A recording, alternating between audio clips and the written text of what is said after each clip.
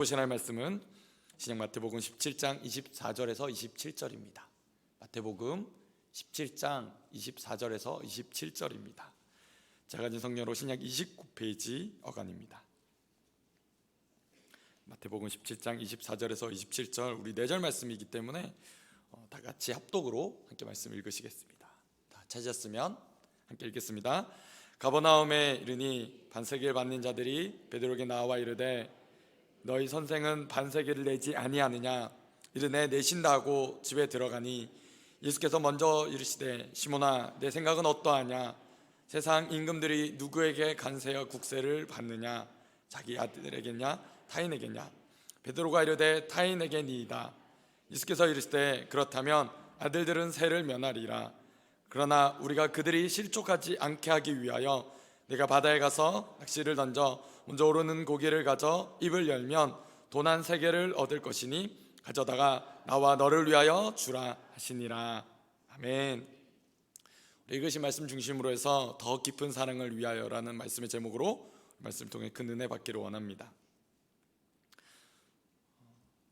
사실 설교를 준비하면서 주일날 담임 목사님께서 하셨던 말씀이 이렇게 떠올랐습니다.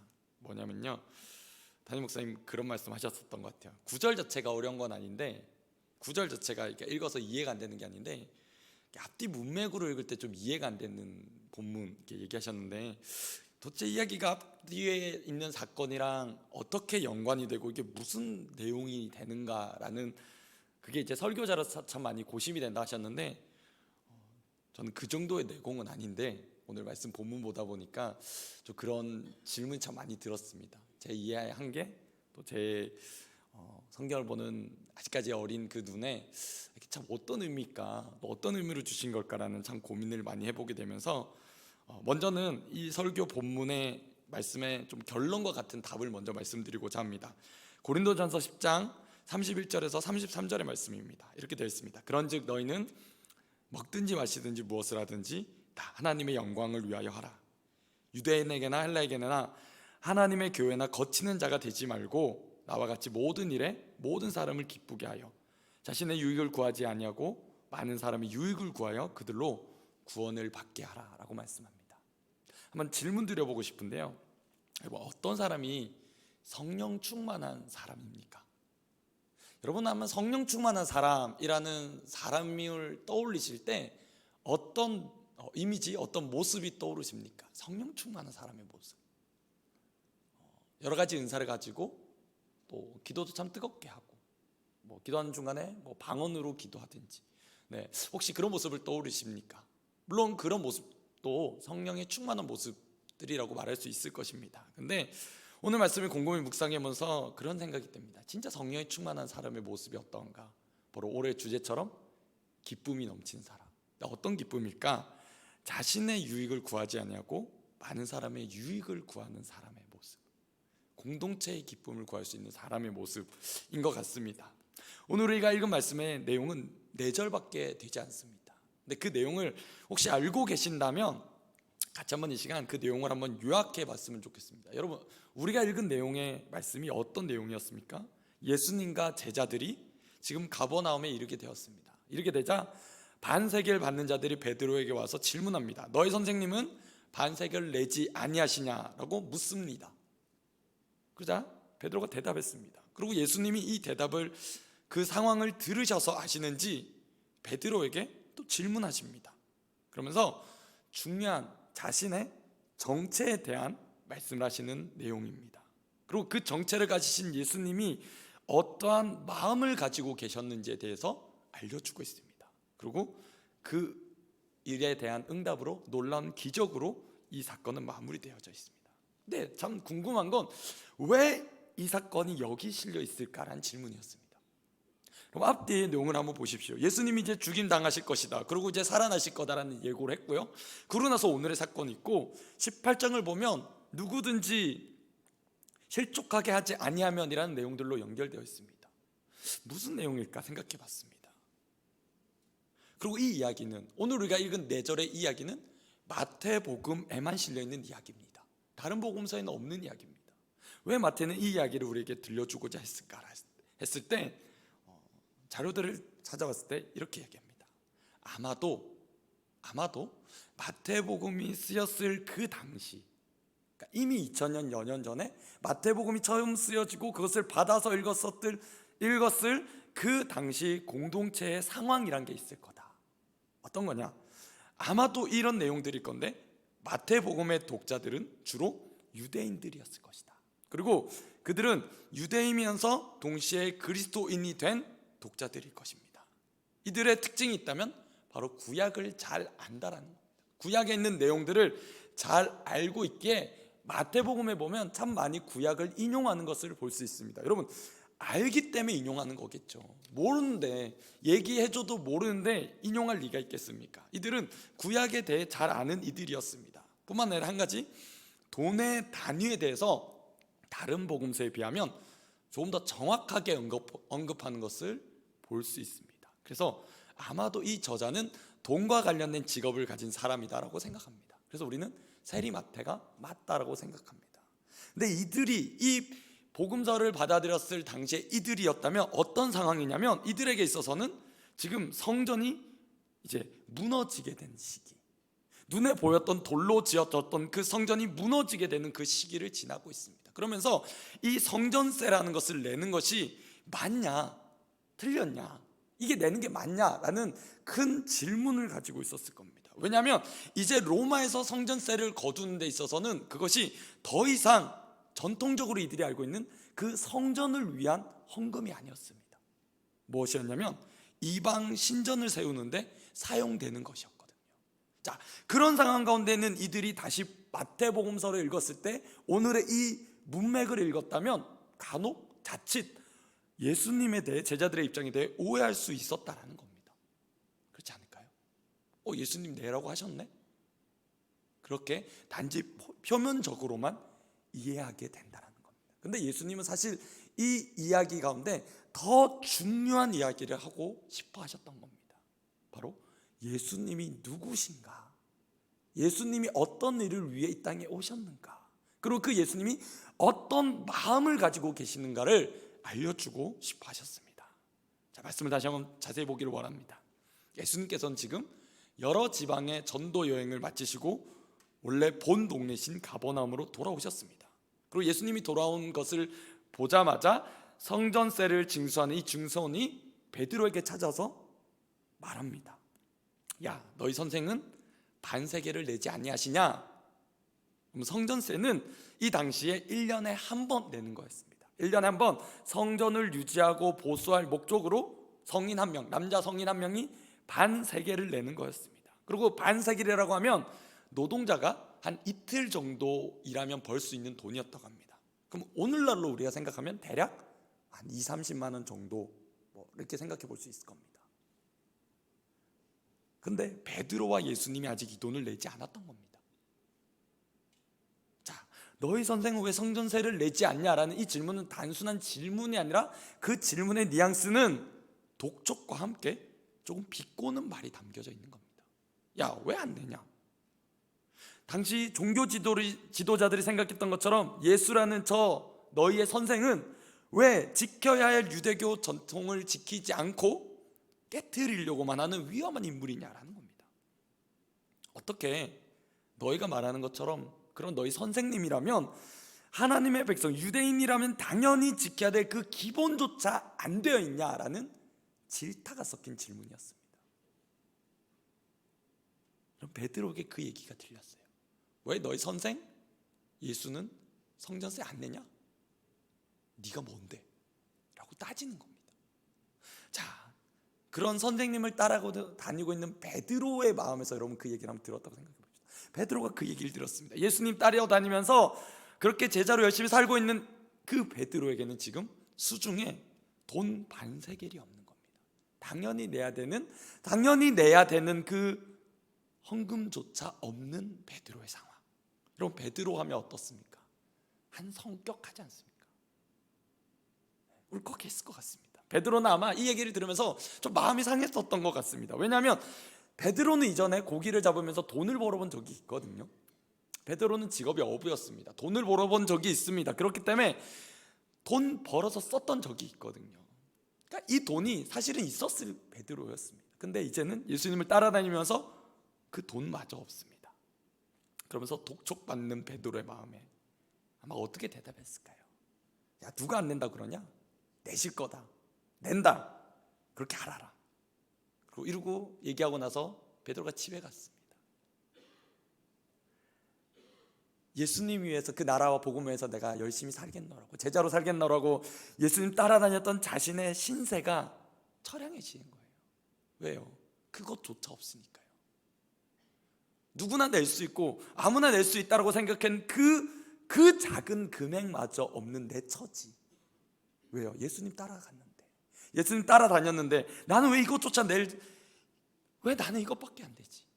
또 공식적인 랍비들이라면, 공식적으로 인정받는 랍비들이라면요, 성전세도 면제해 줬다고 합니다. 근데 우리 선생님은, 우리 스승은 공식적으로도 인정받지 못하는, 그래서 이 성전세를 내야 하는 대상이 되어버린 겁니다. 얼마나 속상할까요? 난 정말 열심히 다해 주님 따라다녔는데, 난 정말 최선을 다해 하나님 나라 위해서 살아갔는데 내 신세가 너무 처량한 거예요. 자, 그래서 기분이 잔뜩 상해서 베드로가 집으로 들어옵니다. 그 얼굴을 주님이 보세요. 예수님 먼저 말을 거세요. 시몬아, 네 생각은 어떠냐? 세상 임금들이 누구에게 관세와 국세를 받니? 자기 아들이니? 타인들이니? 좀 그 얘기를 들을 때 베드로는요, 예수님 그 질문에 당연히 이렇게 반응했어요. 예수님, 뭘 물어보세요? 가뜩이나 지금 기분 안 좋은데, 가뜩이나 지금 신경질 나 있는데, 가뜩이나 내 처지 처량해가지고 더 서글픈데 뭘 그런 거 물어보세요? 주님 다 아시잖아요? 누구한테 받습니까? 타인에게 받아요. 예수님 말씀하세요. 그럼 아들들은 세를 면하게 될 거다. 아들들이기 때문에 세를 면하게 될 거다 라는 얘기를 들어요. 그 얘기를 들으니까 베드로가 정신이 바짝 드는 거예요. 정신이 차려지는 거예요. 왜일까요? 그럼 예수님 말씀하신 이 의미는요, 이거예요. 보세요. 봐라, 성전세는 하나님께 드리는 거잖니? 하나님께 드리는 거예요. 그러면 아들들은 안 드려도 돼요. 아들들은 안 내도 돼요. 여러분, 죄인들이 하나님께 해결받아야 할 그 빚인데 용서받은 아들은 이미 그게 다 청산되었거든요. 아들들은 빚 내어서 낼 게 아니라는 거예요. 다 이미 해결받았다는 겁니다. 잔뜩 속상해 들어온 베드로에게 지금 예수님 말씀하신 게 무슨 의미인지 아시는 거예요. 뭐 그런 일로 기죽냐라고 꾸짖지도 않으세요. 뭔지 아세요? 진짜 네 마음에 지금 무슨 얘기를 듣고 싶어 하시는지, 네 마음 안에 너 마음이 지금 얼마나 약해져 있고 그래서 얼마나 마음이 흔들리는지 예수님이 알고 계시는 거예요. 뭐라 말씀하시는지 아세요? 야, 우리가 어떤 존재인지 아니? 이 땅에 온 내가 어떤 존재인지 아니? 너가 따라다닌 스승인 내가 어떤 존재인지 아니?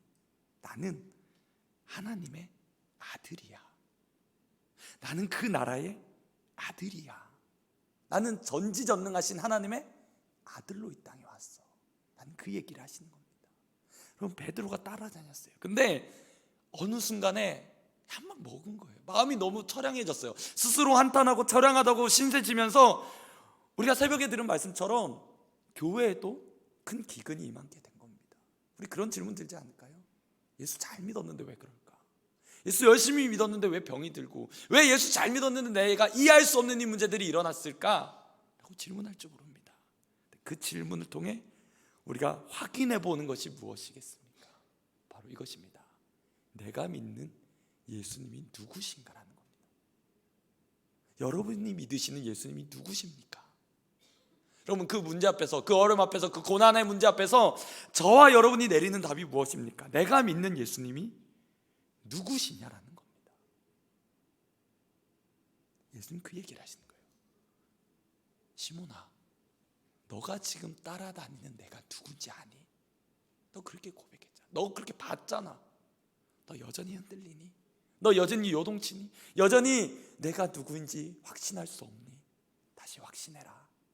확신하는 그 은혜 자리 가운데 거하자라고 말씀하십니다. 우리가 잘 아는 것처럼 구약은 예수님에 대해 여러 가지로 설명해 줍니다. 신약에 오실 예수님에 대해 미리 보여주는, 그래서 우리는 그것을 예표라고 말합니다. 우리가 알고 있는 것들이 있습니다. 성전, 성막, 유월절 어린 양, 대제사장, 안식일, 또 모세와 다윗과 같은 인물들, 수많은 것이 바로 예수님이 어떠하신 분인지를 알려주는 것들입니다. 그걸 통해 우리는 예수님이 누구시고 또 우리를 위해 하신 일이 무엇인지를 잘 이해할 수 있게 합니다. 그 중에 한 가지가 바로 오늘 나타난 바로 이 속전이라는 겁니다. 속전, 그것은 바로 성전세의 원조가 되는 격입니다.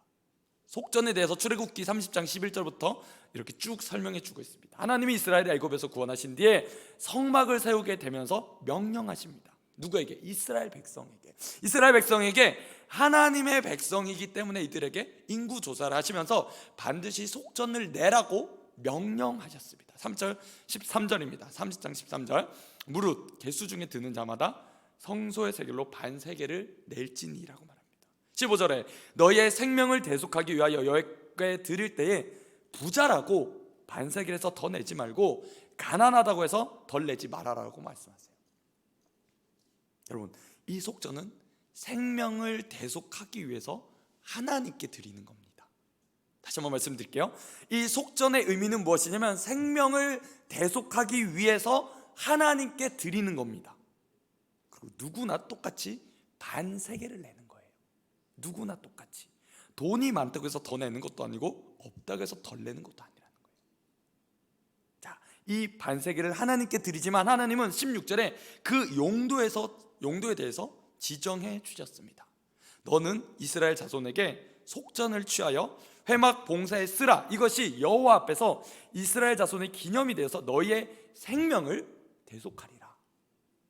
여러분, 뭐라 말하고 있습니까? 계속해서 하는 말은 속전은 바로 생명을 대신하는 것, 생명의 그 의미를 담은 것이 속전이라고 말합니다.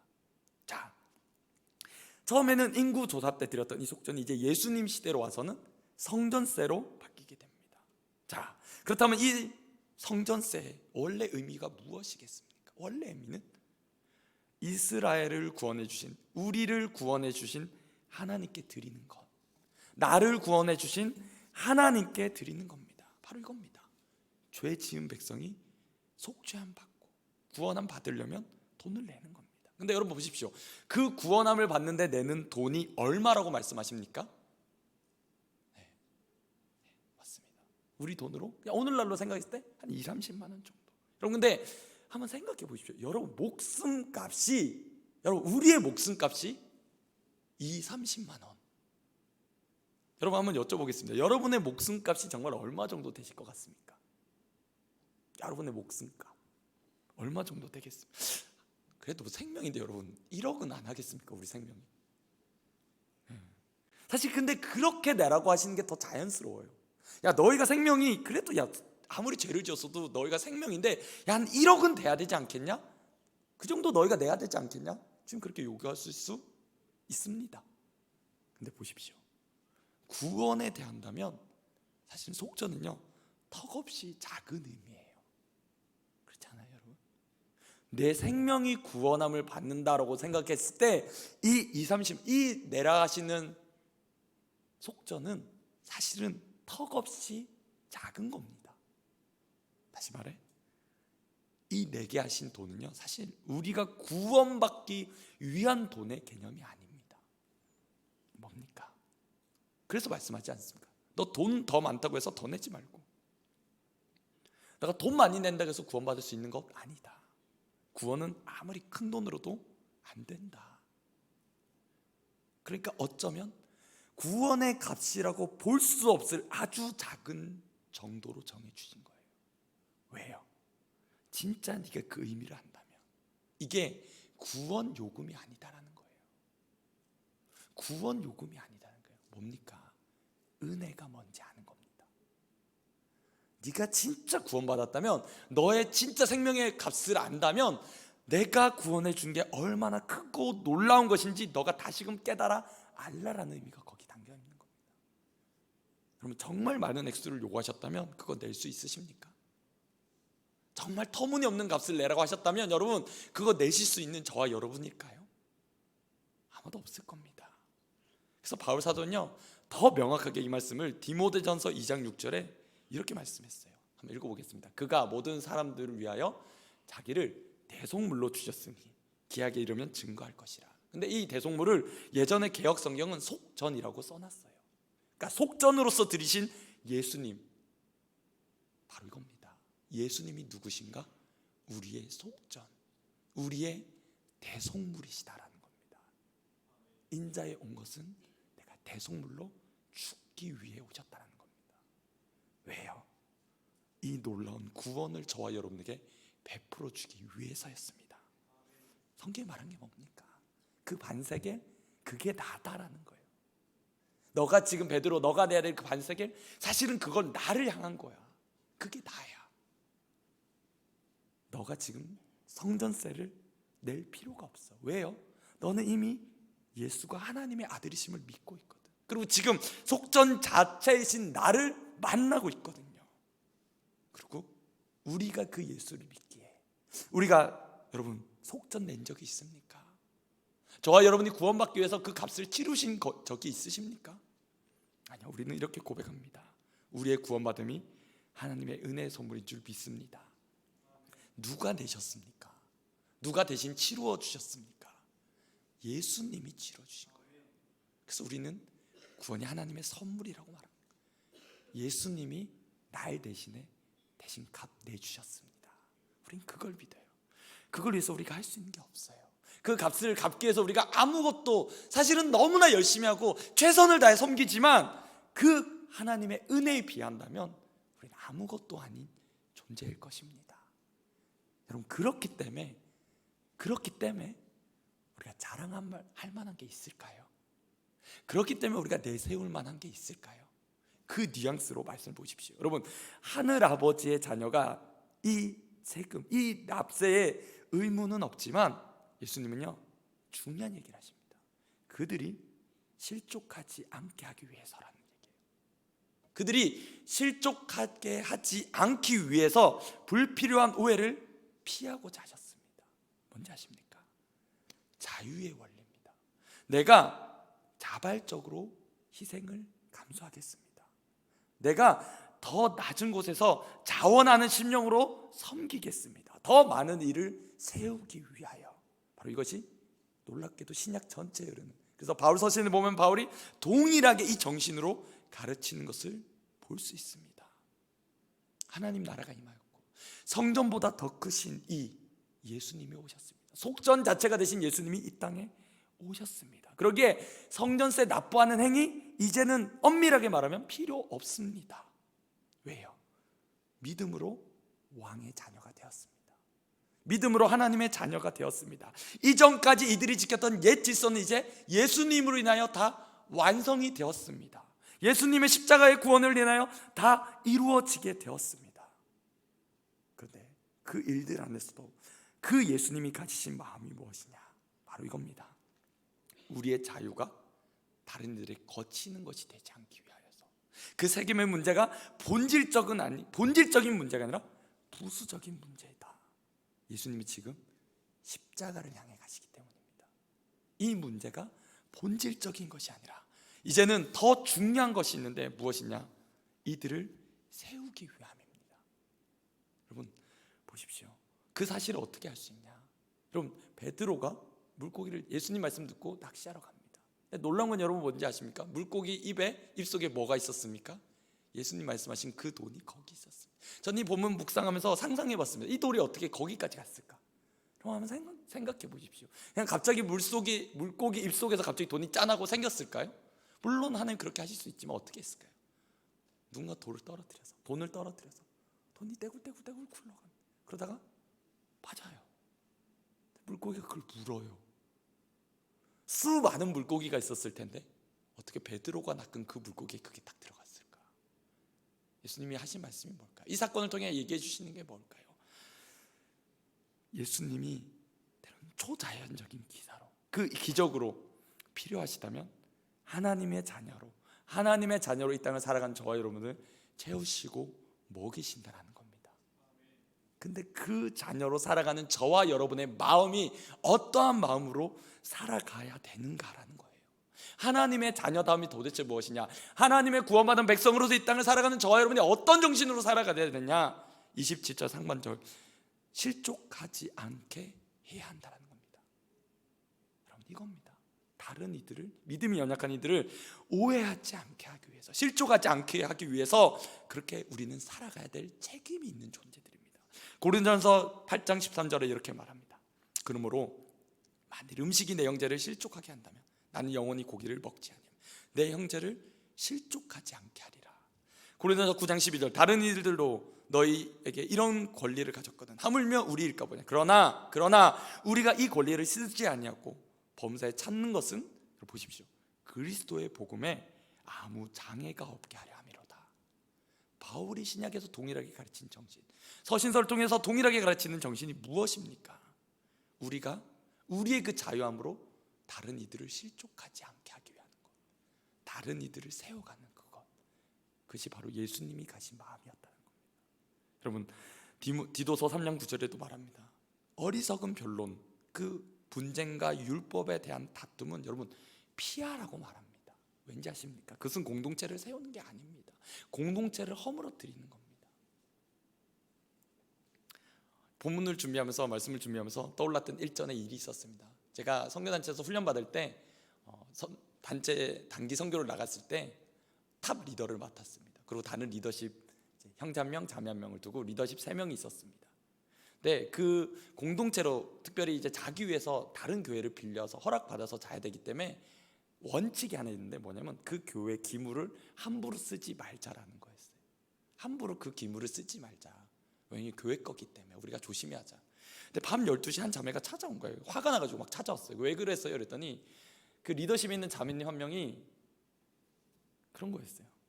이 자매가 안경을 피아노 위에 올려놓은 거예요. 근데 리더십인 자매가 생각했을 때 이 자매는 그 피아노를 이용했다라는 거예요. 안경을 거기 올려놨기 때문에. 그래서 그렇게 하지 말라고 했더니 그 말에 갑자기 이 자매가 화가 나가지고 말도 안 되는 얘기냐면서 밤에 따지려고 저에게 온 겁니다. 밤 12시에 누웠는데 좀 나가보라고, 얘기 좀 하자고. 영문도 모르고 저는 12시에 끌려 나가가지고 제가 뭐라 했겠습니까? 제가 대신 용서를 구했죠. 이해해달라, 미안하다, 내가 그 자매 다시 잘 얘기하겠다. 한 30분간 막 그렇게 항변하고 가더니 자기는 싹 갔어요. 12시 반에 전 자리에 누워서 잠이 안 오는 겁니다. 뭐요? 주님, 제가 왜 이 얘기를 왜 이 험한 꼴을 당해야 되는 겁니까? 이 본질적이죠, 하는 것에. 아니 이거 사실은 사소한 건데 왜 이게 이렇게 용서를 구해야 되는 이 문제도 저는 화가 나고, 왜 내가 용서를 구해야 됩니까? 주님, 내가 왜 열이 받았습니다. 한 2시간 가까이 막 제가 하나님께 항변했습니다. 아무 말 안 하시더라고요. 근데 2시간 좀 지나서 제 마음에 그러신 거예요. 그게 리더다. 그게 내 마음이다. 뭐예요? 신앙의 선배님들이 뼈 있는 교훈을 가르쳐 주신 게 있는데 제가 꼭 새기려고 합니다. 이겁니다. 본질적인 것에는 일치를, 그럼 신앙의 본질적인 있는 것에서는 일치를 이루어가야 됩니다. 근데 비본질적인 것에는 관용을, 모든 것에는 사랑을, 그게 바로 말씀의 정신입니다. 여러분, 신앙이 성숙하셨습니까? 물론 신앙에 타협할 수 없는 것들이 있습니다. 근데 그 본질적인 것이 아니라면 비본질적인 것은 얼마든지 관용을 베풀어 주십시오. 왜요? 다른 지체를 세워가기 위함입니다. 그리고 모든 것에 사랑을 더하시길 간절히 소망합니다. 올 한해 우리 표가 저기 적혀져 있습니다. 뭔지 아십니까? 주님, 우리에게 무슨 기쁨요? 하늘의 기쁨을 주옵소서. 제가 이 말씀 묵상하면서 그런 마음이 들었습니다. 하늘의 기쁨이 뭘까 곰곰이 묵상해 보셨어요. 우리에게 주님 하늘의 기쁨을 주십시오. 근데 이 기쁨은요, 저는 이렇게 오늘 말씀을 통해 비춰볼 때 그랬습니다. 자신의 유익을 구하지 않는 것, 우리의 유익을 구하는 것, 공동체의 덕의 유익을 구하는 것, 그래서 같이 기뻐할 수 있는 것. 나는 기쁜데 너는 슬프게 만드는 것이 아니라 내가 맞고 너가 틀리기 때문에 그것이 공동체의 슬픔이 되는 게 아니라 이해해 줄 수 있는 문제라면 이해하고 내 마음을 넓히는 것, 그래서 우리의 기쁨을 구하는 것, 그것이 바로 하늘의 기쁨인 줄 믿습니다. 말씀을 정리하고자 합니다. 어쩌면 저는 말씀 준비하면서 참 속 좁은 제 모습을 보게 되었습니다. 근데 그 일도 있었고 제 안에 나는 참 이런 관용이 있는 사람일까라는 말씀 앞에 사실 참 안 그렇구나라는 제 연약함을 보게 됩니다. 그래서 주의 은혜를 구하면서 제가 준비한 이 적용 찬양의 가사를 참 부르면서 참 주님 필요합니다. 여전히 주님 마음이 필요하고 주님 은혜가 필요한 존재입니다라고 고백할 수밖에 없는 것 같습니다. 찬양 함께 고백했으면 좋겠는데요. 낮의 내처럼 밤엔 달처럼 이런 찬양입니다.